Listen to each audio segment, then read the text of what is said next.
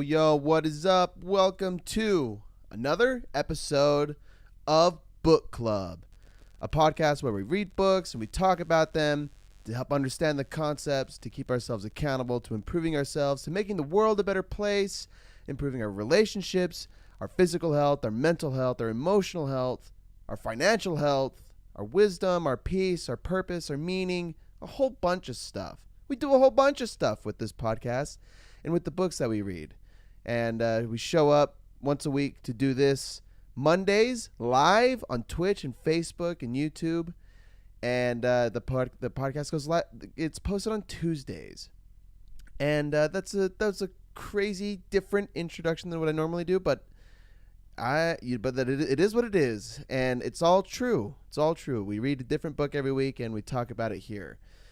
So, if you want to join this conversation live, you know where to go. Go to my blog, KadenKellysBlog.wordpress.com. K-A-I-D-E-N-S. Wait, Caden Kelly's blog. So it'd be K-A-I-D-E-N-K-E-L-L-Y-S blog.wordpress.com. Yeah, almost messed that up. There's links to the Twitch, the Facebook, the YouTube, and yeah, we do it Mondays, man. And we used to do it in the mornings. I think we're going to do it in the afternoons now. It's almost 4 p.m. Mountain Standard Time over here. And we got 60 to 90 minutes of episode to record. The blog has has links to my socials as well, to a blog entries that I post once a week, to TikToks and videos that I post, all with the intent to keep us more informed on how to make better decisions in our lives, how to feel better about the world that we live in, the circumstances that we face, how to make the best of all of the best out of our environment, really, and to find peace and meaning and purpose in life. So that's what we do, and I have a supplemental podcast to this one that's called Here's the Point with Caden Kelly, and those episodes are about 15 minutes. And post it on Spotify and Apple Podcasts and Google Podcasts as well. That's all my shit. That's what I do. So check out all that stuff if you want any more. I mean, who can't get enough self-help content, right? Isn't that right? So anyway, I'm feeling a little sleepy today. It's 4 p.m. and it's just the end of the day for me. I've been up since 5:30 and working and tired, man. I feel like especially tired. I even took like a little 30-minute nap earlier today, but tired. But I feel I should be mentally focused. I'm focused for this episode. I want to give you the best. We read a book that was pretty good. It was kind of corny, but it was good. It was Own Your Past, Change Your Future by Dr. John Deloney. Subtitle, A Not So Complicated Approach to Relationships, Mental Health, and Wellness. And it was a gift to me. It was a gift to me for my birthday. And I read it. It sounded awesome, and I didn't want it to sit on the shelf and collect dust. It jumped my reading list, my book list queue, and it was pretty good. It had some awesome little nuggets, but it was pretty corny. Let me tell you about Dr. John Deloney real quick. From the back of the book, Dr. John Deloney is a national best-selling author, mental health and wellness expert, and host of The Dr. John Deloney Show. He holds 2 PhDs, one in counselor education and supervision, and another in high education administration. Before joining Ramsey Solutions, John spent 2 decades working as a senior leader, researcher, and professor at multiple universities. He also spent years making years working in crisis and emergency response. Now, as a Ramsey personality, he teaches people how to reclaim their lives from the madness of the modern world. Is that Ramsey Productions the same as like Dave Ramsey, the money guy? I'm gonna look that up. I didn't even think about that. Ramsey personality. Ramsey personalities, part of, David. I see Dave Ramsey's face right there. We've handpicked the world's top experts to help you crush your financial, personal, and career goals. And let's see. Yeah, they got people like Dave Ramsey, Rachel Cruz, Christina Ellis, George Camel, Ken Coleman, and there he is, Dr. John Deloney, as well as Jade Warshaw, Courtney Dijksterhuis, and Eddie Cullen. Cool. I always just thought Dave Ramsey was a money guy. 8-time national best-selling author, personal finance and retirement expert, and host of The Ramsey Show. Yeah. What does it say? What else does it say under here for our homie Deloney? What's up, good folks? Deloney here. That's how it starts. See, it's just kind of corny. It's just corny. It's not bad. It's just corny. The official line is, I'm a mental health expert, but all that means is I get the privilege of walking with you through the tough stuff. Before joining Ramsey Solutions in 2020, I spent over 2 decades in crisis response and senior leadership, and I have earned 2 PhDs along the way. Now I've somehow become a national bestselling author and host of the Dr. John Deloney Show. Hey, I'm so grateful you're here. Yeah, just a little corny. That's all. Really good. Really educated, smart, bright individual. Just a little corny. But let's talk about his book. Let's get into it. Let's jump right into it. Okay, the book, Own Your Past, Change Your Future, a not-so-complicated approach to relationships, mental health, and wellness. All right, so it's broken into 2 parts. Part 1 is the story is the problem, and part 2 is the stories are the solution. Oh, twisty. The whole book is about stories, and the stories we tell ourselves, the stories that other people tell us, and then how we describe, not even describe, but how would you say it? Like how we see the world, how we view the world and events in the world, and view relationships and view people, stuff like that. And actually, I think he says it right here in chapter 1, so might as well just get right into it. Dude, why does it always make a new note? Part 1, the story is the problem. Chapter 1, when things fall apart. This book is about stories. How we understand the world, the things that happen to us, our explanation of our experiences. He said he wrote this book to offer insights to our deepest hurts, live better lives, be well, have incredible relationships, and write better stories. So, yeah, stories are just the stories of in positive ways. Like, I'm a charismatic individual, and I am fortunate to live in, to have like clean water and food, and I guess just leaving it at fortune. I'm a fortunate individual is a story we tell ourselves, because you can tell a negative story and say I'm an unfortunate individual, born in unfortunate circumstances, and have so many things working against me, and but it all boils down to stories. And part 1 is the stories are the problem. So when the stories are the problem, he describes 5 ways to being well. Own your stories, acknowledge reality, get connected, change your thoughts, change your actions.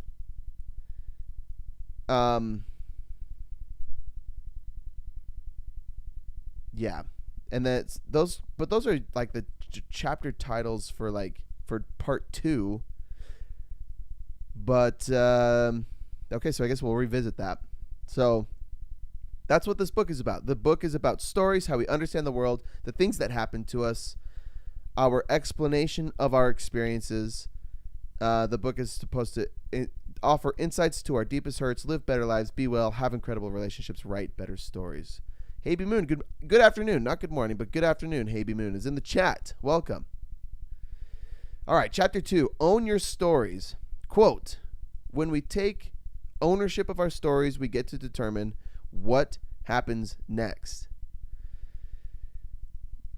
Yeah, man.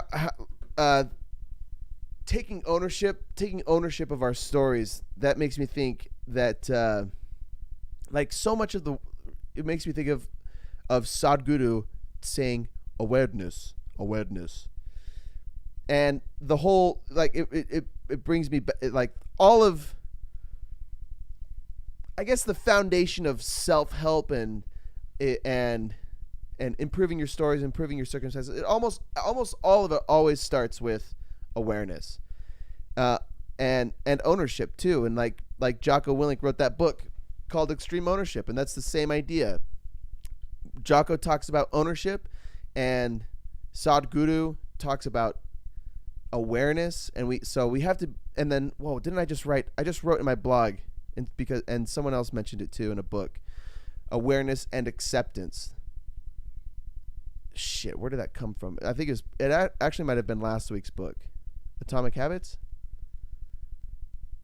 Start with why? I don't remember.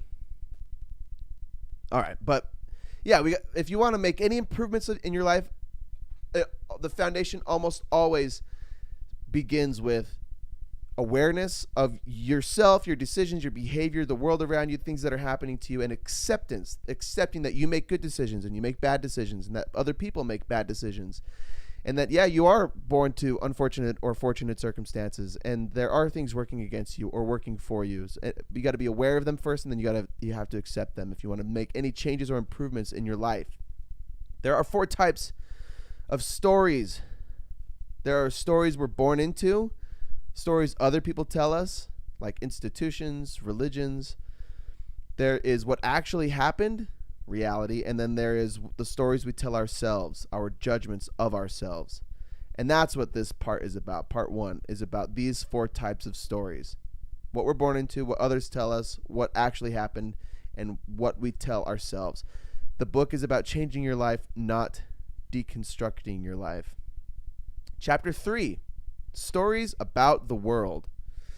Stories that are, quote, out of balance with our physical, mental, and spiritual bodies are stories about the world. Okay.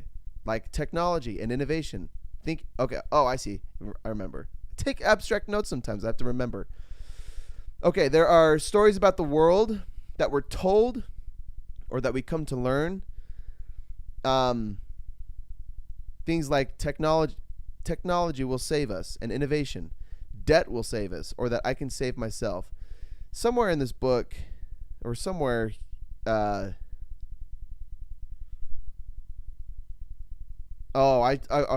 should have said it this way. I should have said the following are stories. I'm going to make that note, the change. The following are stories that are, quote, out of balance with our physical, mental, and spiritual bodies. So these are stories that we tell ourselves, or that the world tells us, or that we're born into, that work against us. Things like technology and innovation will save us. Debt will save us, or that I can save myself. These are stories about the world. Chapter 3 talks a lot about loneliness. Loneliness plagues all of us. It has negative physiological effects on us, like smoking and not sleeping. And he shared some studies, but how many people need to talk about how important sleep is for you to take it seriously, right? It's easy to blow sleep off. It's easy to not. It's very easy to stay up late, and then because then you're like, well, and then especially if you have this excuse to sleep in the next day, or you can be like extra ambitious and say that I can run off of 3 or 4 hours of sleep, and they like sleep. Shit, I gotta remember what. Oh, right here. I know where it's at too. This is probably hands down my favorite quote about sleep from any book, from all the books that we've read so far. And I think it was chapter 3 or chapter 4. And I'm going to read it first. Oh, shit. I skipped chapter 3. Yes, here we go. There is a modern day malady that affects us, that affects 2/3 of all adults. Its symptoms include heart disease, lung disease, kidney disease, appetite suppression, poor weight control, weakened immune functioning, lowered resistance to disease, higher pain sensitivity, slowed reaction times, mood fluctuations, depressed brain functioning, depression, obesity, diabetes, and certain forms of cancer. That malady is sleep deprivation, which is rising in the wake of smartphones, e-readers, and other light-emitting devices. It's sleep deprivation is behavioral addiction's partner, the consequence of persistent over-engagement. It's a global problem that has recently attracted plenty of attention, including from entrepreneur and author. Okay. Yeah. And it's from the book Irresistible by Adam Alter that we read a long time ago. And that's definitely worth revisiting. The book was awesome. B-Moon, I'm very lonely. Definitely need more sleep. It correlates. Do you annotate in your books? Can you show your note taking? I don't write in the physical books or under. I write everything down in my. I mean, you can kind of see in my notes app on my iPhone. It's just blurry, but chapter titles and write down my notes. And I'm trying to get in the habit of writing. When I take direct quotes, I want to take the page numbers down so I can pull from them later on. So, but yeah, dude. Everybody can be a victim to loneliness, and in fact, I think everybody in their life will experience loneliness at different parts in different times of their life, and sleep deprivation contributes to a whole bunch of other problems, and it can enhance the negative feelings of the negative consequences of loneliness. But I guess the correlation that he was making here was that not sleeping has negative physiological effects on us like loneliness does. Technology has isolated us and made us lonely. Quote, communication is not connection. Communication is the transfer of information. Connection is the mutual weight bearing of each other's burdens and the celebrating of each other's joys. That's connection. Communication is not connection. Being able to text people or to FaceTime or to direct message or send TikToks is not connection. It's communication. And technology has made communication extremely available for just about everybody on the planet. I could talk to my brother in Iowa right now. I could call him right now, on the Facebook, whatever. And I can text, you can text. The point is you can communicate with anybody at just about any time, anywhere in the world. And that's an amazing technological feat. And at the same time, it has hardly improved our connection with other people. In fact, some people rely on this form of communication as their form of connection. And what they, as I've realized for myself, especially like using video games as a plug to connect with my friends, it's shallow connection. We might be engaged in a thing in a game, and headphones on, you can hear each other talking to each other on the microphone, but there's biologic or not even, what would it be like? There is physiological requirements to connecting with somebody, and like things like looking each other in the eye, body reactions, head nods, voice fluctuations. It's even like the timing of talking when we talk in like the Discord, in our Discord.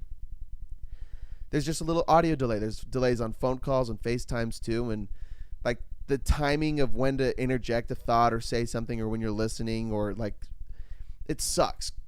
It sucks, and it hurts the level of connection that you're trying to establish with the person.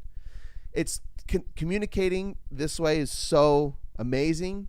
It's amazing that we can play, like over the weekend we played video games for a lot of hours, and we're able to talk and laugh and have a good time. But that form of engagement will never, well, maybe not never, but it will never in my lifetime be what hanging out in real life does. When you like, I love our little weekend thing, going to shoot pool and get a couple of beers, throw darts, play ping pong, just shit like that, where we can play games and be competitive and hang out, but like benefit from being with each other in real life. That's how you improve your connection with people, and that's like I've talked about loneliness before, and one of the major remedies to loneliness is, well, the opposite of loneliness is connection, right? So doing things that promote connection will decrease symptoms of loneliness. It might not, I'm in a great relationship, and I have a good relationship with my parents and my friends, but I still feel lonely. People like loneliness is kind of ingrained in our DNA. Loneliness itself isn't immoral either. It's supposed to trigger us to make connections, because our species has evolved to be with other people, because we've learned that our chances of survival and reproduction are highest when we fit in with a group, and when people like us. And so when we feel lonely, it's part of it is we feel like our tribe or our group of close associates don't like us, and our peers don't like us, or a bunch of stuff. So, but the remedy to loneliness is to make better connections. I think that there are, Baby Moon says, I think that there are good lessons to being alone, though learning to be alone is a good thing to do.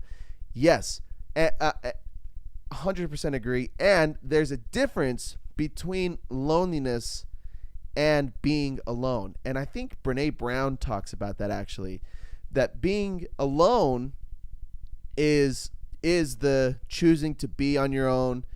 And like in my morning routine, I read and I write, and I'm alone, and I don't turn my phone off. I don't turn my phone off, but I put on the do not disturb focus thing, and I don't text, or I don't call, and I don't do social media, and I'm alone with my book and my writing. And but I'm not lonely, and loneliness is the lack of connection with other people. It's not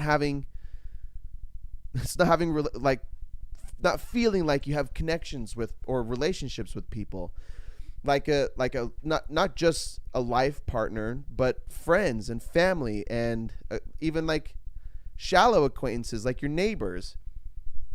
Loneliness is never positive, especially like the longer you feel lonely, the worse effects, the more negative effects you'll experience.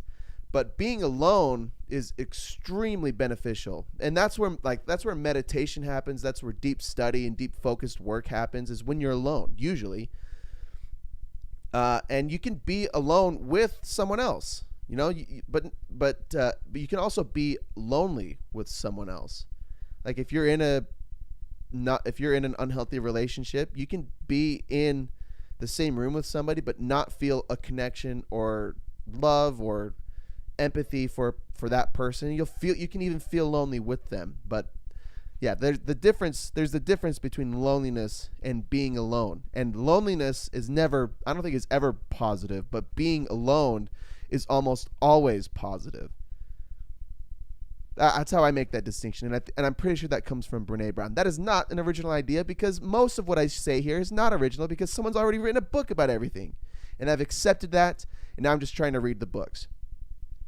Let's keep going. Chapter 3, Stories About the World. Let me get some water. The following are stories that are out of balance with our physical... Oh, shit. We already did chapter 3, right? Oh, yeah. This is loneliness and communication and connection. Okay, we're moving on. Chapter 4, Stories About Ourselves. So, continuation from the list. The first three from the last chapter were technology and innovation will save us. They will not. The debt will save us. It will not. I can save myself by myself. You cannot. From chapter 4, we're smarter than sleep. No, and I guess we already talked about sleep, but there's a quote from the book. He's quoting Dr. Walker. I don't know who that is, but Dr. Walker says every human function is improved or enhanced with sleep, and every known psychological disorder involves impaired sleep. Every known psychological disorder involves impaired sleep. Wild. And I'm just saying that, and I'm assuming that this Dr. Walker is a credible doctor and has the adequate research to support that claim, and so I'm just gonna say it. But yeah, no, we're not smarter than sleep. We need sleep, and there's the popular neuroscientist Dr. Andrew Huberman, who has said that some people are physically capable of operating off of fewer hours of sleep than other people. And I noticed that my sweet spot really is around 8 or 9 hours of sleep. If I can get 9 hours of sleep, I feel fantastic the next day. I don't ever feel I can do my intense workouts. I can go to work and clean carpets, and I can do the podcast, and I have energy, and I have mental focus and clarity, and I don't drag ever. I don't need caffeine. I don't need anything. I don't need to take naps. I'm good to go.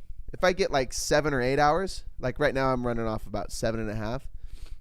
Well, I really fucked myself up today because I got like 5 hours of sleep Friday night because of when I hung out late, and then I had pickleball at 6 a.m. And then Saturday night I played video games till 3 a.m. and got up at 10, so I got 7 hours of sleep. So I'm just behind on my sleep. And then last night I got 7.5. But if I'm like consistently getting 7.5, I can still operate, but I'm at like 85%. And I'll get tired and I'll feel groggy like I do today. And then I could still go to the gym and clean and read my books and focus. So, so what Huberman said was some people can operate better off of few hours of sleep than other people. And I have friends, and I've talked about my friends that can operate like they get 6 hours of sleep, and like everybody's lives are different. Maybe they're doing more, maybe they're doing less, but they are still productive and taking care of their business and taking care of their relationships, as far as I'm aware, off of like 5 or 6 hours of sleep.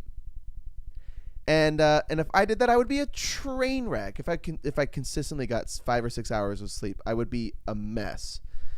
But Huberman concludes that everybody benefits from extra sleep. Everybody does.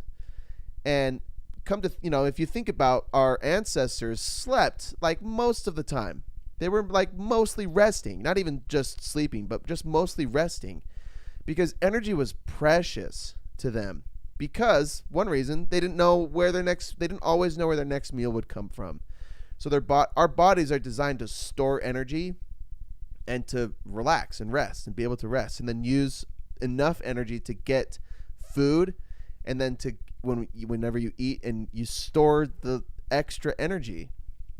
So we're like slow burning machines. So yeah, so we like hibernation. I don't really know, but I would assume our ancestors somewhat hibernated through the wintertime when the nights were very long and cold. They would sleep for a lot of hours, and probably didn't have a ton of extra resources, ton of extra food to go around. So they were mostly lean and hungry, but they just mostly slept. But what I'm saying is you benefit from extra sleep. You'll always benefit from extra sleep. And I've been there where I've tried to sleep for 12 hours in one night, and I feel like crap. But I also when I was doing that, I wasn't living a great healthy lifestyle anyway. So there's a lot to be said about sleep, definitely. But the point is, don't neglect your sleep. Get enough sleep, and you'll feel better throughout the day, throughout your week, all the time. Hey B Moon says, yeah, I didn't get the right amount of sleep this weekend for sure. Neither did I, my partner, and I'm feeling it today, regretfully feeling it today. Okay, let's keep going from chapter 4. We're smarter than food. No, we're not. We're smarter than death. No, we're not. Yeah, food. There's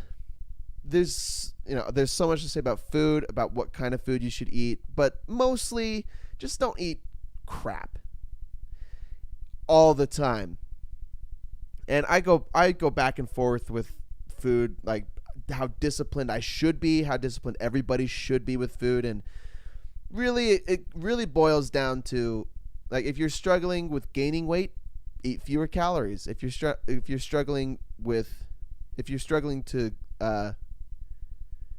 if you're losing weight and you don't want to lose weight, eat more calories. And if you're gaining weight and don't want to gain weight, eat fewer calories. If you want to increase your energy, eat foods that are high in nutritious value and high in fiber. I'm no dietitian or scientist or researcher I'm not going to sit here and back up my claims, but there's it's like a no-brainer that calories are our units of energy expended and stored, and the more calories you eat, the more weight you'll gain, and the fewer calories you eat, the more weight you'll lose. But for energy and for like mental focus, I've noticed for myself, the cleaner food I eat, the better my brain feels, the better my body and bowels feel, and the better I can function in my life, especially with someone with an autoimmune disorder in my gut with colitis, ulcerative colitis. I can eat junk food every now and then and get away with it without getting sick, but when I get sick, it fucking sucks. It fucking sucks for like 3 weeks, and I want to die, and I lose lots of weight, and it sucks. And eating clean food, they say that eating clean food doesn't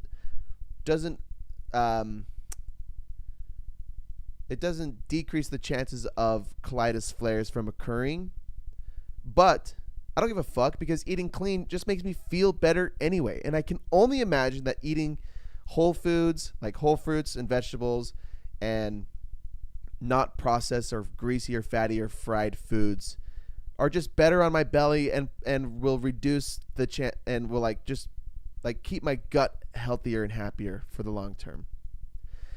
And then he's the story about death. I don't need to talk about this much. She talks about how we've kind of fucked up our grieving process. When loved ones die, we put them in a hearse and bury them and never get to see them. But traditionally, and still in some places in the world, will leave their dead, their loved ones that have died, in their home to be with, as their body decomposes, not for a long time, for a few days, but as part of their grieving process. And yeah, we're worse at grieving nowadays because we've removed this, we've glamorized death almost. No, glamorized isn't the right word. Yeah, the way we cope with and grieve is way different than how it used to be, and there's negative consequences to the way that we grieve with death now, by taking the body and hiding it. And anyway, that's part of the book. Chapter 5, stories about relationships. These are still more stories that are out of balance with our physical, mental, and spiritual bodies. This one's about relationships. So, you complete me. False. I made a note that said he's talking about how marriage relied on social institutions and loved ones, and now we participate in far fewer of those institutions and rely on our phones and our partner way too much, and it's become a burden for them and for us. He uses things like religion and things like clubs and social events that were just happening in our community. and we didn't, because we didn't have smartphones to Google what to do when, when your baby's sick or when something's happened. And you had your neighbors and you had your parents, and you would call them and they would have to come over and tell you what to do. And yeah, what else? Even just with your partner, like you have a stressful time at work. There's places like, instead of coming home and just venting to your partner, you would go to your weekly night bowling league and talk to your friends at the bowling league. And those things still exist. Our parents are still around, but and people still do, like, I'm in pickleball leagues. That shit still happens, but it happens less frequently, and the burden is now placed more heavily on our partners, which is a negative experience for our partners over time. Rather, it can just become overwhelming for our partners. There's just been other places to cope and to process difficult situations, not just your partner, but with other people, with your bowling league people, or with your crochet people, or your bunko people, whatever you do, however you socialize. Because now we have social media, and we have replaced our social events, our social institutions, with social media and video games and FaceTime and things that aren't producing the same positive results as those institutions did and do and still do, and that we still need. It's really important to engage with people in the real world regularly for our own mental health. So the story that our partner can carry the burden all by themselves of our life, of our challenges of work and emotional needs, all of it, just our partner, is wrong, and it over time is damaging. The world revolves around the kids. It does not. I didn't take any notes on it. The changing picture of family. I didn't take any notes on that either. 10. Digital relationships complete me. I took a note from page 88. Digital relationships do not complete us. Let's go to page 88 real quick. Oh, yeah, this is good. Starting with the new.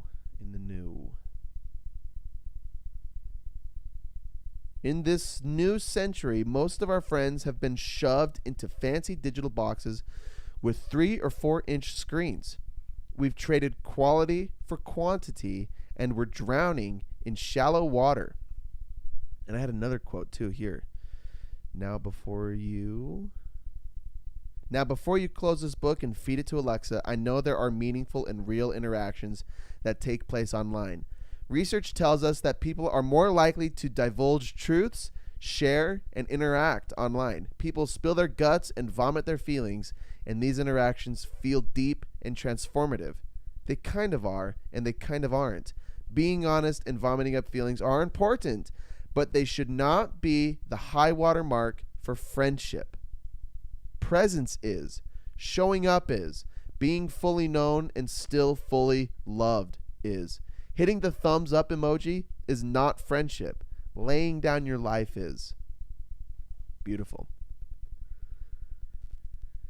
Yeah, there you go. Digital relationships. There are positive things to our digital relationships, but they're not going to save us. They're not replaceable. They can't replace our in real life relationships. There's no getting around it. Chapter 6, stories were told and that happened. You can tell when I go between the audiobook and reading the physical book, because when I read the physical book, I write down the quotes, and I would rather read them because they usually say them better than I can anyway. But like for the first few chapters was just listening, and that's why I didn't have any quotes with page numbers. That's how it goes around here. Page 96. Okay, so these are chapter 6, stories were told and that happened. Okay, you may have heard the saying that your childhood biography becomes your adult biology. This is true. The stories you're told by others impact you in physiological and biochemical ways. Here's an example of how your story impacts your body. I don't think Yeah, that wasn't as inspiring as I thought it was going to be, but okay. So our stories impact us physiologically and biochemically, and we're responsible for the things that we believe as they affect us. Our brain's goal is not thriving; its goal is dying. Oh, sorry. Its goal is not dying. Whoopsie. Yeah, our brain's goal is not to thrive. It's to not die. It's to find people. It's to be part of your tribe, to feel included, to do anything to increase your chances of survival and your chances of reproduction. That's like how our whole biology is composed. So we want to fit in, and we want to feel sexy, and we want to be funny and be impressive because we want to increase our chances of survival, and we want to increase our chances to reproduce. So those are not things to be ashamed of. And I've written a lot personally and publicly about like the ethics of exercising, because it seems like a lot of the time it just feels like I'm exercising because I want to feel sexy so that other people are attracted to me. And that's a truth. That's a personal truth. And I'm sure a lot of people can relate to that. But it's not the only reason I exercise. And in fact, the more that I'm aware of why I exercise, the more my vision changes. And actually, the more it affects my exercise, the more it affects my motivation. And because if I think that going to the gym is just to get sexy so that I can get bitches, then I'm wrong. It's not. Exercising has so many more beneficial or benefits. It improves your mood. It improves, well, I mean, if you want to keep it about relationships, it improves your libido. It improves your cognitive functions. It improves how you view the world. It makes you more resilient. And yes, it makes you stronger. It makes you more better able to endure physical feats. There's lots of benefits to exercise. It's not just about being sexy or attractive. So yeah, but the point from the quote is that our brain's goal is not to thrive. Its goal is to not die. Page 105, there are two hard truths. Here's the hard. Okay, let's go 105. Where's the paragraph? Here's the hard reality that we don't like to discuss. Sometimes my pain is my fault. It is a result of my poor choices, something I did, something I'm doing, and it doesn't matter why I did them. It only matters that I did them. You drove drunk because you thought you could make it home. You sexted a picture of yourself to someone other than your spouse because you didn't think you'd get caught. You cheated on that exam. You yell at your wife. Things like that. Those are his examples, not mine. But usually our pain is a result of our actions and our mistakes. It's our fault sometimes, and we have to own it, especially if we want to feel better because of them. Remember, it's awareness and acceptance. You have to be aware that you fuck up, and then you have to accept that you fuck up. That's the only way that you can improve. Or it's the beginning to improvement, to making good changes in your life. Page 106. This is where the truth gets hard. You were abused, neglected, heartbroken, yelled at, born with genetic tendencies. Your parents didn't stay together. Your church was hateful and disrupting. Your boss didn't encourage you to go back to college. All of that is true, and you still have the power to not yell at your kids, to be present with your spouse, to lean into the healing and stop the cycles of addiction, control, and abuse. You can choose to get the help you need so that you can learn how to forgive yourself, to feel your feelings, and then to make different choices. You can choose to continue showing those you lead and love that you care about them. Again, so yeah, we're the ones that are responsible. Awareness, acceptance, and then appropriate action. That's chapter 6. stories were told and that happened, and then chapter 7 is stories that we tell ourselves. Again, these stories are how we view the world. And so chapter 6 was like real world events, like, yeah, my parents divorced or were abusive, or I grew up in these shitty circumstances. That's like reality. That's what happened to us. Those are our stories. It's how we view the world. But even though those shitty things happen to us, we can make good and better decisions. In fact, we have to make good and better decisions, especially when our environment was so shitty to us. We have to make better decisions. So that's chapter 6. Chapter 7 is the stories we tell ourselves, and you can assume that these include truth and fictional stories. These are the most powerful stories of them all.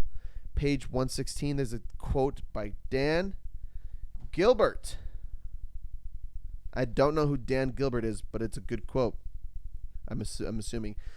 Psychologist Dan Gilbert explains, quote, "If you are like most people, then like most people, you don't know you're like most people. The average person doesn't see herself as average. We all feel like this is me now. We all feel like we're the main character of our own stories, right? Of life. We're our own main character, really, because we are the only one that experiences life for ourselves. We can only feel our own feelings. We can only see the world through our own eyes. So to each of us, we are our own main character." All right, I'm going to go back to the quote. "Most students see themselves as more intelligent than the average student. Most business managers see themselves as more competent than the average business manager, and most football players see themselves as having better football sense than their teammates. 90% of motorists consider themselves to be safer than average drivers, and 94% of college professors consider themselves to be better than average teachers. Ironically, the bias towards seeing ourselves as better than average causes us to see ourselves as less biased than average too. As one research team concluded, quote, "Most of us appear to believe that we are more athletic, intelligent, organized, ethical, logical, interesting, fair-minded, and healthy, not to mention more attractive than the average person." That's from Daniel Gilbert's book, Stumbling on Happiness, page 252. I mean, shit. Other authors call it the ego. They call it identity. They call it entitlement. But really, we all only experience our own lives, and so so absolutely, I'm a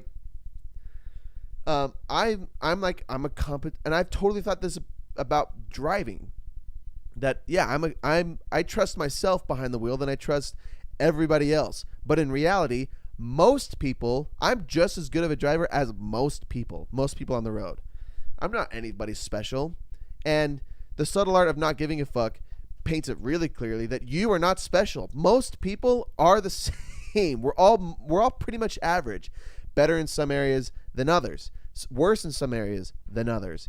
And that's okay. That's totally okay. In fact, I forget what he says, but once you embrace that truth, you become free to do whatever the fuck you want to do, instead of feeling like you're obligated to do certain things because you're better than other people at just about everything. You're not. You're average like everyone else, pretty much. Pretty much everybody's average. There wouldn't be an average if there wouldn't be exceptional people if there weren't average people, and there wouldn't be what's the opposite of extraordinary? Unextraordinary? Like weirdos, or I don't know, not weirdos, but you know what I mean. Not everybody's the same. Ordinary? No, ordinary is average though, but below ordinary. Like there's extraordinary on the scale, and then what's below? It's like extraordinary, average, and then what's below there? Like I don't want to say degenerates, but I mean you know what the fuck I'm saying, right? Unordinary? Yeah, I guess. But I guess an extraordinary person would technically be unordinary. I'm just saying, not everybody's the same. Not everyone's on the same playing field. And like me, I'm 5'9", and I weigh 180, and I go to the gym, and I read, and I do a podcast, and I'm like most people. I want to live a good life. I want to feel good about myself. I I want to contribute something meaningful to the world and to my family, and or have a family, and that's like most people. Most people want to do this shit. The difference for a lot of them is not everybody takes hard steps to make improvements in their life. A lot of people let life happen to them, and I guess that in some extent that's pretty ordinary as well. Life happens and things are out of our control, and it sucks sometimes, and that's where a lot of people are, and that's where I'm at sometimes too. Like I'm not always proactive or always taking life by the horns, but I want to in some areas, and I want to make actual improvements in my life, physically, emotionally, financially, mentally. So I think extraordinary people are the ones that they take big steps in life when they're scary. In fact, wow, there was an awesome quote that I stumbled across. I gotta find it because it was so good. Right here. Life shrinks or expands in proportion to one's courage. Life shrinks or expands in proportion to one's courage. And I don't know how to say your name. Forgive me. It's Anais Nin. Anais is the first name. Last name is Nin. I have no idea how to say that name. But I love that quote. Life shrinks or expands in proportion to one's courage. So if you like to improve yourself, to make any kind of improvements or gains in your life, you have to take action, and that takes courage. And on the other side, you either don't do anything and your life shrinks, right? You start withdrawing from people and your job and your hobbies. And then the quality of your life shrinks and begins to diminish. It doesn't take any courage it takes courage to get out of that cycle. It takes courage to make better decisions. It takes courage to go out with your friends, especially when you feel lonely. Back to loneliness. When you're in that circling downward spiral of despair and loneliness, it's hard to make just even small healthy decisions. I know because I've been there. I've felt lonely, and when you feel lonely, I want to just I want to eat all the food and watch all the TV and the porn and like just disconnect from the world and not go out with my friends and play the video games and do the social media and just like disconnect, because those things are all inherently pleasurable, right? They're all designed like food. Good food feels good all the time. Well, unless you're, stuffed, but whatever, you know what I mean. And they're really easy to access, like social media and porn and TV and video games, so easy to access. But they don't relieve the feelings of loneliness. So when you feel those things and you want to feel better, you got to go out with your friends. You got to accept invitations to do shit.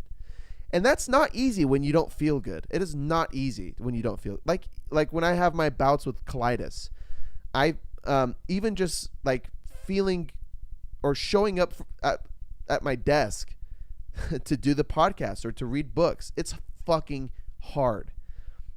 My outlook on life just tanks. It fucking tanks. It sucks.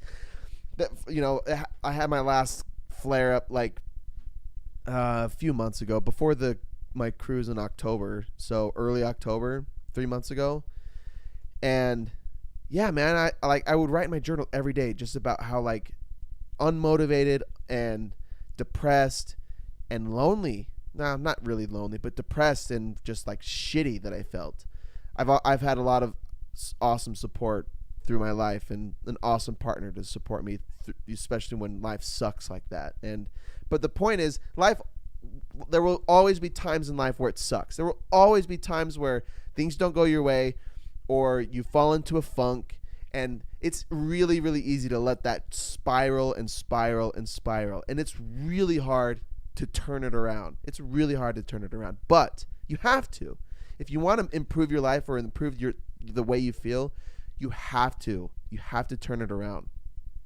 And it starts with the small stuff. It starts with accepting invitations just to hang out with your friends. Not even big, crazy trips or adventures, but just accepting invitations to hang out. It means not like crushing 90-minute workouts at the gym, but going on a walk for 15 minutes and reading and listening to something uplifting or positive for 10 minutes. You know, you got to start making better decisions, man. You got to start with small stuff. And then get in the habit of that, and then push yourself, and then challenge yourself, and do a little bit more, and do a little bit more. Continue to push yourself. That's how you improve. You got it's a spiral. It's not like the flip of a switch. It's an upward spiral too.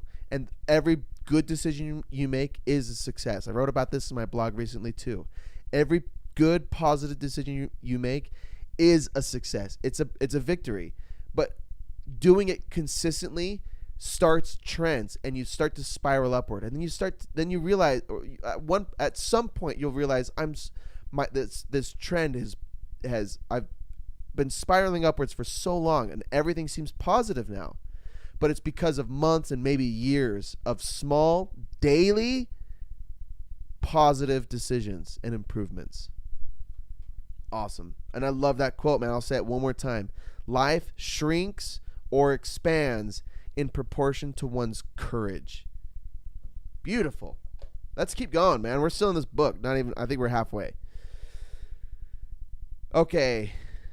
Yeah, maybe I'm going to read fewer quotes. Let's see. Nope. The stories we tell ourselves are often our way of making sense of someone else's issues by inserting ourselves as the main character. You think that I'm original by describing the situation as being the main character? No. I'm not. Nothing I say is original. Nothing anyone says is original. We're all just saying shit. Yeah. Okay. So he lists a bunch of stories we tell ourselves. I'm not going to go through them. Or maybe I'll just get a quick idea. It's on page 117. Stories we tell ourselves because we feel like we're the main character. I shouldn't have worn that dress. I shouldn't have asked her out. I could never go back to school. I'm from a long line of non-sleepers. We just don't sleep. That's a story we tell ourselves. Even a story that, hey, I function off of a few hours of sleep, when you know that you wake up and feel like shit, but you like to stay up late and play games, or you just feel like shit. I'm not good at tests. I have anxiety, depression, PTSD, ADHD, and that's why I can't do the things I want to do. That's a story we tell ourselves. I'm just not good at saving money. He cheated on me because I'm a lousy lover. I'm way too fat. I have a drinking problem. Or I don't have a drinking problem. Okay, these are stories we tell ourselves, but the only way to change them is to be aware of them, accept them, and then make appropriate decisions against them and towards the identity and the life that we want to live. And always easier said than done. Always. That downward spiral of these negative stories that we spend our whole lives telling ourselves it's so hard to get out of those rabbit holes. It's so hard. I'm 27. I don't have as much experience or life awareness as a 28-year-old or a 40-year-old or a 70-year-old. You know, a lot of people say you can't teach an old dog new tricks. You get so caught up in your stories and the way you live your life that it becomes really, really tough to change and to start telling positive stories and making better decisions. Stories that all of our stories revolve around ability, belonging, and time. 125. There's another little quote. I'm going to read them because the quotes are good. This conversation is going better than I thought it would, honestly. I told you the book was corny, but these are some good messages. So you can't... Where is it at? 125. Oh, most people. Most people get stuck. They get locked in. Get used to the same old thing. This isn't just about work or career. This is about changing anything you want to change. Your character, your relationships, your faith journey, your attitude, your thoughts on the political issue, your generosity, being a better dad, or more connected brother, or a bow hunter. You're never too old to be a better husband, or to say you're sorry, or to lose those pounds, or to try riding a bike, or to go to a new church, or to begin understanding God in a brand new way. How far am I going? Okay.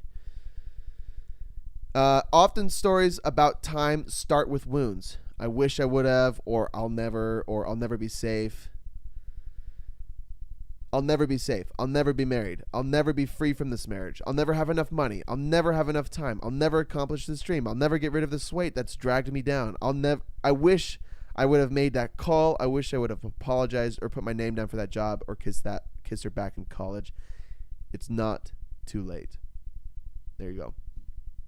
Okay, that's the end of the chapter. That's the end. Well, there's one more quote. You can't change the story of what happened, but you can't. No, that's not right. But you can change the story of what comes after. You can't change the story of what happened, but you can change the story of what comes after. Mwah. Wonderful. Part 2. The stories are the solutions. Okay, so that whole part of the book is about how the stories that we tell ourselves and that the world tells us and that we're born into cause us problems. The stories are the problem.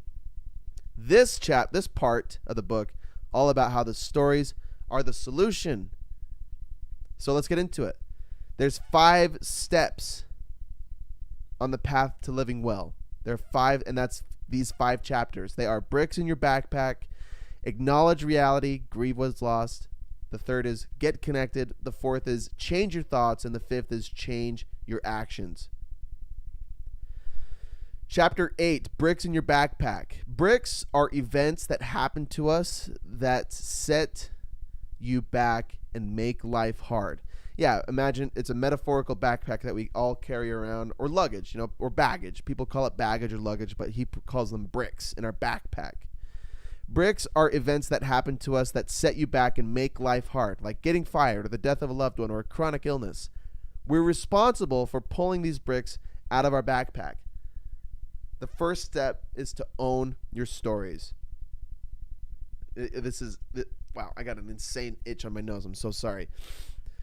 The first step, own your stories. And owning your stories, I'm going to say it again. It looks like being aware of your stories, the stories that you tell yourself, that other people tell you, that the world says on social media. Being aware of all the stories and then accepting reality and accepting your part in those stories. When you tell yourself a story that I'm fat and I just have never been able to lose weight, accept that you've actually never committed to a diet. You've always cheated every diet, or that you've or that you maybe you have been true to your diet, but lost my train of thought. I was going to say something about going to the doctor, but anyway, accepting your part in the story, I guess, was the point I'm trying to make. Chapter 9, acknowledge reality, grieve what was lost. Let me get some mas agua. 9, acknowledge reality, grieve what was lost. Again, these are 5 steps on the path to living well. Step 2, so step 1 was own your stories. Step 2 after own your stories is you have to acknowledge them and where you are. I have a feeling that I meant to say aware. You have to acknowledge them and where you are. Being radically honest with yourself, past and present. Maybe not. Maybe aware of where you are in relation to your stories. Never ever compare your grief. Your grief is yours and is different than everyone. It's part of acknowledging the bricks in your bag. Grief is ownership. Your grief is your own, and like comparing how hard your circumstances are compared to someone else that you know or care about, it's unfair and it's only damaging. Comparing grief, like I have it harder than so and so, or holy crap, they have it so hard. But really, all you have is your own grief, and you only have your own problems. No matter how tragic the event, there is never going back to normal. Instead, be flexible. Create something new for yourself and your family. Be open to new experiences. You will find more peace and satisfaction being open than clinging to some idea in the past. So yeah, this is chapter 9, acknowledge reality, grieve what is lost. for a long time, I've spent a lot of time in this episode talking about my colitis, but I don't give a fuck because it's part of my life. So when I was diagnosed with ulcerative colitis in 2019 or 2018, my initial reaction was, okay, I'm going to eat clean and exercise and get my life back on track and stop drinking and get sleep, and I'll cure this. And so my life can go back to normal, right? That I can have normal bowel movements and not be sick when I eat certain foods, and not have flare-ups and not have to worry about colon cancer. And there is no going back to normal ever. And chronic illnesses are one thing.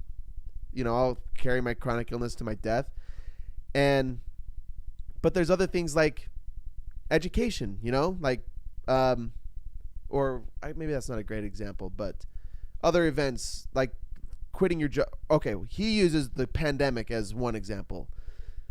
This book, I didn't mention it, but this book was written, I think, in 2022. Let me see really fast. Yeah, 2022. I wonder what month, because that's really recent. Yeah, the pandemic was an example that he used, that there was the 2 weeks to flatten the curve. Remember that? And then it turned into like 2 years of lockdowns and restrictions and a whole bunch of crap. And the whole time, I was one of them, talking about what we got to do to get things, quote unquote, back to normal. But, you know what? Now we live in a world where people still wear masks and refuse to go out and carry hand sanitizer, and the world is not what it used to be. It's changed forever. And we'll have a better experience in life accepting that change will always happen.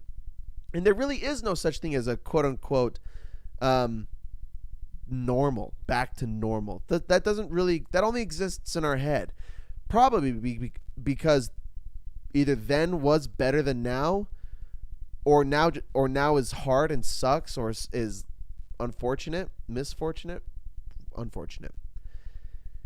So yeah, we long for better when times were better, and that usually incentivizes humans to make life better.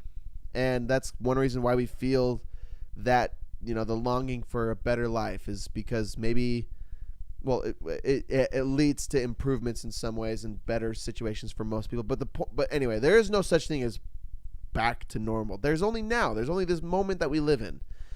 Whatever is happening in the world and in our life, there's only this moment forever. And tomorrow there will only be those moments. And there were already the moments that happened yesterday.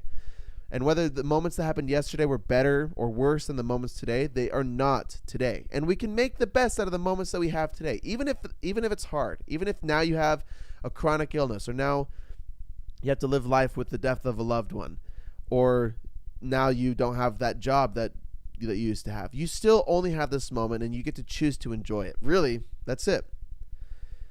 Chapter 10, get connected. You cannot get through life alone. More on loneliness. We are relationship-seeking creatures. Our modern world is trying to sell us connection and happiness, but nothing will be as impactful or meaningful as real relationships. 6 ways to make friends as an adult. This is fun, especially as an adult who's thought several times, how do I make more friends? Make it a priority and decide you're going to do it. That's the first step. Second step, look for shared experiences. If you like to mountain climb, get a gym membership at a rock climbing facility. If you like to bowl, go fucking bowling. If you like to play pickleball or play guitar or piano or do, I don't know much about this world, but like the Dungeons and Dragons, card games, things like trading cards. I don't know anything about that world, but if whatever you're into, go be in places where other people are doing those things as well. The third one, the third step, go first and extend hospitality. So when you go to those places, initiate conversations, strike up conversations, ask about people's lives, and create opportunities for other people to do this again. Hey, it's nice to meet you, and I play pickleball on Saturday mornings. Do you want to come play with me and my group of friends on Saturday?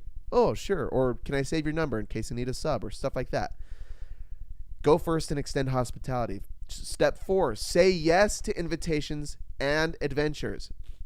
Again, crucial that if you feel lonely, you got to accept invitations.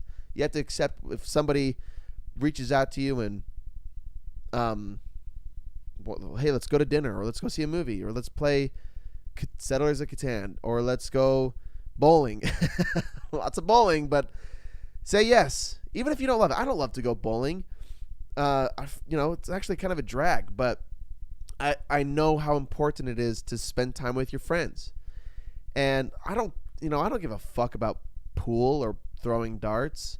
I'm not good at either of them. I've never done them in my life, but it's fun to be in a crowded place like a bar and have the chance to get some snacks and food, get some drinks, and do like some minor competition with your friends. It's fun because we all suck at pool too. And but that's the whole deal. You have to accept invitations, even if it might not be your favorite thing. If you feel lonely, you've got to go do something else. Like if somebody invited me or someone invited you to go hiking, I guess you could look at it as an opportunity to be active too. But you got to take the invitations. Step 5, get out of your house and go where other people are. Again, get out again. Step 6, find people to serve. So those are 6 ways to make friends as an adult. And he talks about like saying explicitly or asking people explicitly at certain points, will you be my friend? And he says this feels really, really weird, and it kind of is silly, but he talks about like what a friend is today, and it's been skewed because of how people are friends in today's world through social media.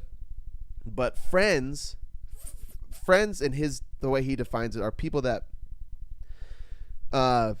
show up for you through the hard times in life. Like if your wife is sick and you need to take her to the hospital, but you have kids, a friend is someone who will show up to the house and stay with the kids in the middle of the night and until you can figure out your shit. Or a friend is someone who lets you sleep on their couch when you lose your job, has a place to go, or someone that will talk to you if your partner leaves or if something tragic happens.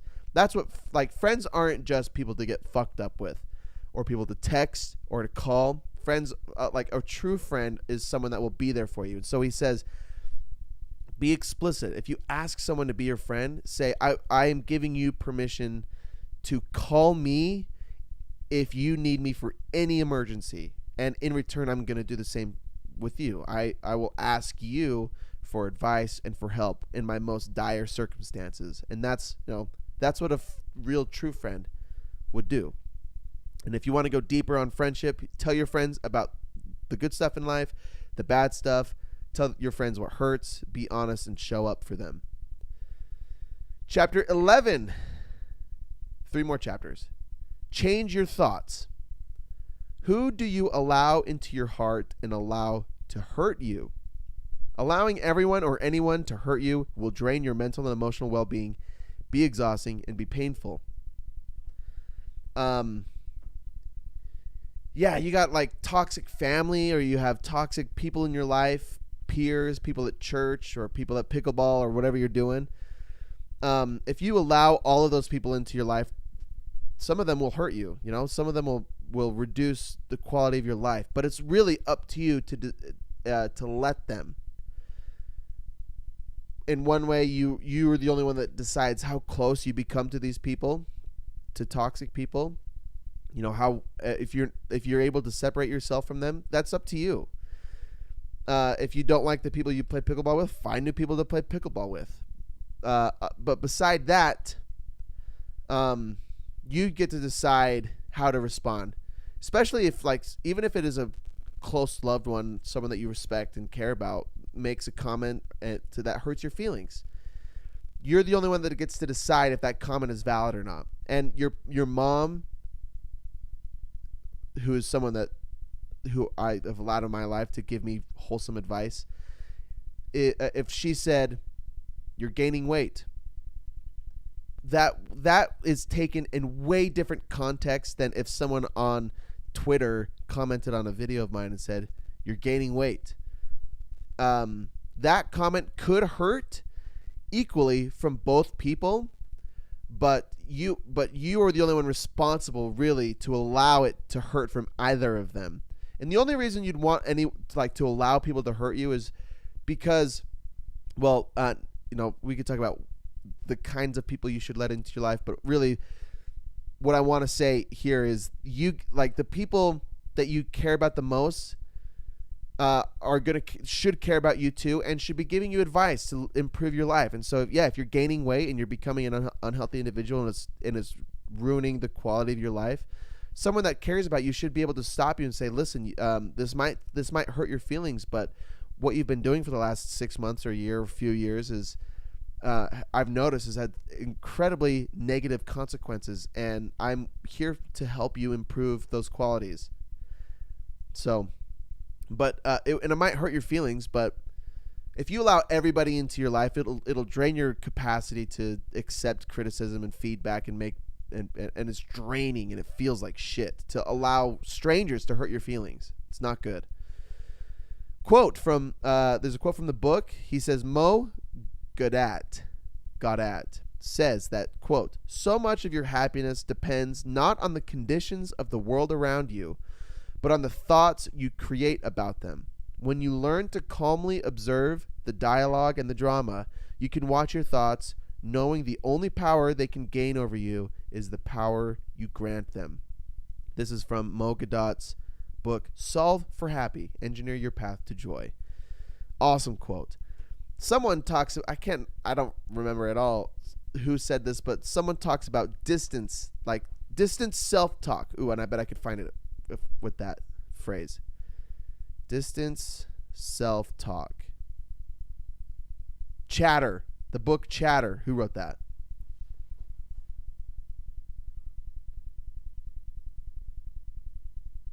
I don't see it on my shelf. Chatter. The book Chatter says that. Distance self-talk. And they say in the book, distance self-talk is when you talk to yourself as if you are a different person. And one reason why helps you gain perspective. Gaining perspective helps you turn our stressors into challenges, giving us better perspective. In the face of stress, step back and consider if you have the wherewithal and resources to adequately respond. This changes the perspective from a stress to a challenge and brings more positive results. Okay, that's from the book Chatter. I forgot what the author's name was. My apologies. But distance self-talk, that's one way for us to examine our bricks, so our so-called stories, especially the ones that people are telling us. If we can, even better would be the ones that we tell ourselves. If we could step back and observe our thoughts about the world, the way that we interpret things, you creating distance. Then this is like the yogic idea of identity and self, and we are not our bodies or our thoughts, but we are the thing that observes our body and observes our thoughts. And that's the distance that they're talking about. If you can observe, if you are the consciousness behind your body and your thoughts, and if you can observe your thoughts and observe your actions, your desires and your cravings, you can gain a better understanding of what they are, where they come from, why they exist, and what you can do about them and because of them. Okay, so here are steps to change your thoughts. There's 5 steps. Write them down. The more distance you create from your thoughts, the more you have control of them. 2, listen to your body. Feel your feelings. 3, demand evidence. Do they hold water? 4, set those bricks down. And 5, control what you can control. Beautiful. And I don't really need to explain on any of those. Set your bricks down, I guess. He explains challenging thoughts that aren't intentional and harmful is control. Wait a minute. I'm challenging his thing here. Yeah, so he describes setting those bricks down as like ignoring or like putting off things stories that aren't true. And to some extent, yeah, you shouldn't run with false stories, but what I'm saying in this note is I think it's far more valuable to be able to sit and examine those stories. So if you tell yourself that, yeah, I come from a long line of people that don't get sleep, so you live a life and without sleep, and you suffer the consequences of that. Instead of like he's saying, instead of just like nope, he says he has a strategy where he says nope, and then just like abandons that untrue thought. But instead of doing that, I think it's more valuable to sit with the thought and examine it, where it comes from, why you feel that way, why it showed up in the first place, and what it usually influences you to do, the behavior it usually influences from you. It's because when you can understand where a thought or an emotion comes from, you can use it to your advantage instead of letting it direct your life. You take control of your life. You take control of your mind, of these stories. Sorry, I just hit my microphone. Yeah, then step 5, control what you control. Only what's in your control. Control what you can control. Chapter 12, change your actions. Okay, so chapter 10, get connected, change your thoughts. Now change your actions. Stop making excuses. I have a bullet points of advice that he gives here about changing your actions. You're always doing something that moves you closer to the person you want to be, or someone or something that moves you away from the person you want to be. You are taking action all day, every day. Not taking action is an action. Doing nothing is an action. So stop making excuses. Inventory your actions, change your identity, determine the actions towards your new identity, include others, evaluate your actions, the return of excuses. Yeah, he talks about excuses twice. Stop making excuses. And the tortoise always wins. Small and consistent behavior is always more important. And that's from Angela Duckworth, Grit. I got to find that because that is so good.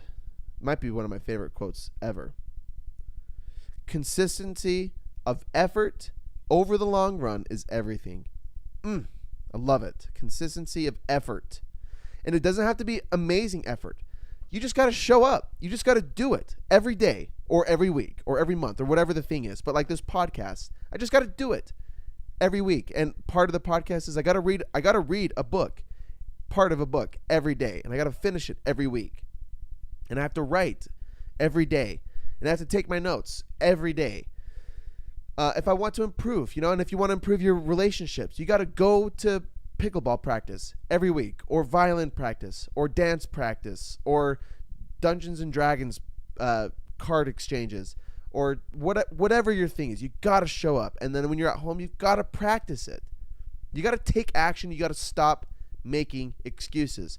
There will always be way, way, way more excuses to not do something that you should be doing than there is to do something. Than there are reasons to do something. I can name a handful of reasons to go to the gym, and I kind of did earlier. That improves your libido, improves your mental health, it improves your focus, it improves your energy. Like these are 4, 5, 6, 7. I could come up with those are 4 really good reasons to go to the gym. But what about the list of not going to the gym, man? That list is endless. I can watch TV. I can sleep in. I can hang out with my friends. I'm resting. I want to feel better. Endless, and I'm stuck at 4. But you know what I'm saying probably.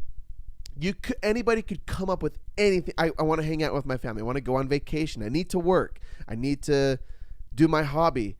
Did I say hobby twice? I'm tired. I don't feel good. I feel sick.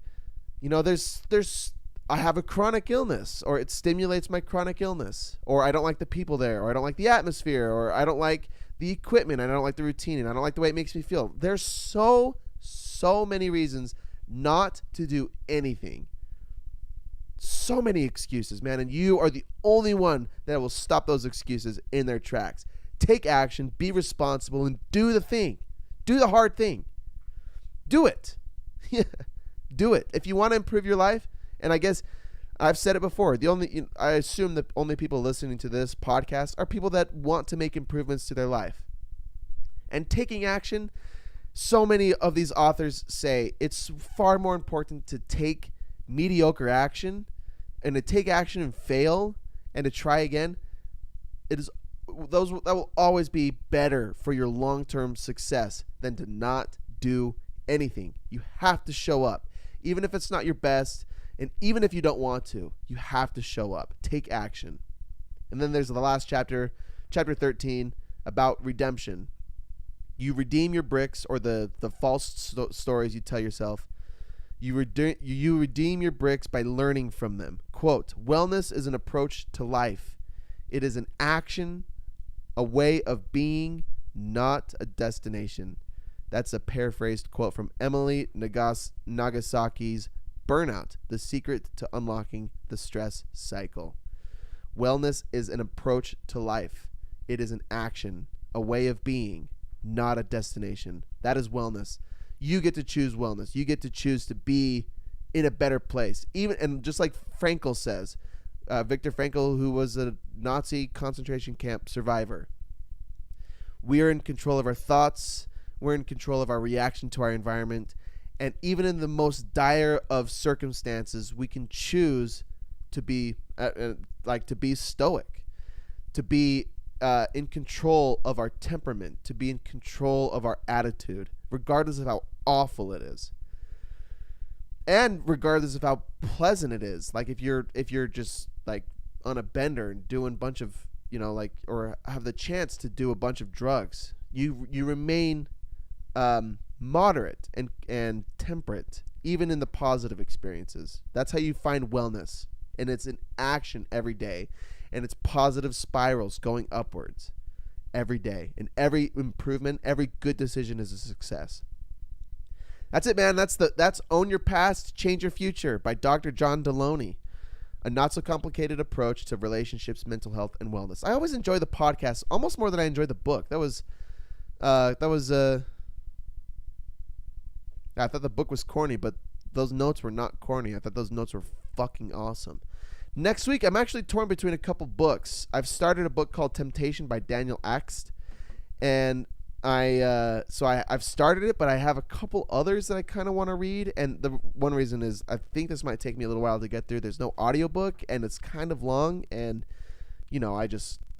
I struggle to read like a ton sit down material all the time. So the audiobook really helps me get through books on a weekly basis. So anyway, you want to improve your life? I made a worksheet to improve your life. I should have mentioned this earlier, but I made a self-improvement worksheet. It's available on my blog, cadenkellysblog.wordpress.com. You can also find the TikToks, the Instagram Reels, the blog entries, the links to the live on Facebook, Twitch, and YouTube. All of it. You find all the good stuff. So we'll see you around. We'll be here next week, man. I know it's Martin Luther King Jr. Day today that I'm recording this. I'm posting it tomorrow, so you'll have it on your thing tomorrow. Oh, there's a note. Oh, okay, it just came through. Oh, my boy, Callum Ewell. Hard one for me. I have high highs and low lows, but that's why I found little fulfillment a lot of times. It's when I'm consistent that I find progress and passion. Oh yeah, dude, your those bells ring true. I have high highs and low lows, but that's why I found little fulfillment a lot of times. It's when I'm consistent and I find progress and passion. And it's tough to be consistent. And I don't know if you heard me say it earlier, but it's tough to make small improvements consistently, especially when you're in your lows and when life is hard and when you feel like things are working against you and all that stuff. I talked about it earlier, maybe around the 55-minute mark if you want to go back. But yeah, I'm with you, and you're not alone on that. It's life is hard for pretty much everybody a lot of the time. But like the title of the book says, we own your past and change your future. We can make a better life for ourselves, even if our circumstances are shit, and even if the reality is that the world, well, not that the world is working against us, but we're not really set up for success, or we're not set up for something. Let me see. Something else came up. consistency is greater than intensity. Oh yeah, absolutely. Showing up every day, and it does the positive spiral upwards. So I hope your life is well wherever you're at in the world. I know you moved and got married, and that's awesome. But that's the last I've heard. So we should catch up sometime. Go check out everyone else. Go check out my shit, and we'll be back next week for another podcast. So thanks for tuning in, and I really appreciate all of the love and support that you show. The podcast is still growing. I've got some really, really, really, really, really exciting stuff coming up, and so stay tuned. You got to follow the podcast, and you'll get notifications for all of the fun new stuff that comes up. And we're all in this together, man. Just like High School Musical days, we're all in this together, where we stand hand in hand, make our dreams come true, whatever the fuck they say. Have a good one. We'll see you next week, everyone.